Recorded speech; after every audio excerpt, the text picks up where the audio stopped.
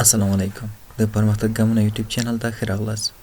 د دې طریقې په مرسته تاسو کولی شئ له خپل پی ډي اف ډاکومنټ او یا هم له نورو فایلونو سره خبرې وکړئ. یعنې تاسو کولی شئ د خپلې خوښې وړ معلومات په اسانه توګه پرته له دې چې خپل فایل یا پی ډي اف مطالعه او وګورئ پیدا کړئ. نو راځو په ویډیو باندې پیل کوو. لومړی د خپلې خوښې وړ براوزر راخلاص او په سرچ بار کې چټایز ولیکئ. وروسته له چټایز لیکلو څخه په لومړني لینک باندې کلیک وکړئ تر څو دغې صفحې ته تاسو لاړ شئ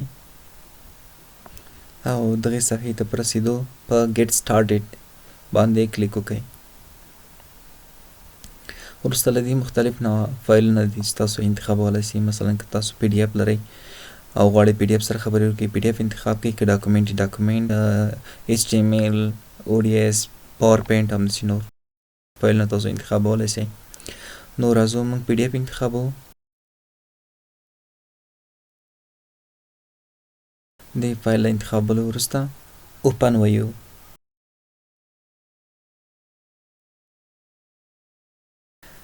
په دغه ځای کې موږ هغه معلومات چې غواړو له دغه فایل څخه یې لاسته راوړو هغه دلته لیکو. مثلا زه فایل چې کوم د کبیره ګناهونو اړوند، بیا په دغه کې یو پوښتنه یا معلومات ورته لیکم چې کبیره ګناهونه کوم دي. نو پرته له دې نه چې تاسو په دې کتاب کې یا دې فایل کې مطالعه وکړئ یا یې وګورئ، نو کولی شئ بغیر له مطالعې نه خپلې خوښې معلومات پیدا کړئ.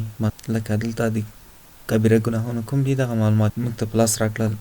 مثلا په دغه لیکنه یا پرامپټ کې زه یوه بله پوښتنه کوم: د مور او پلار امر نه منل واضح کړئ.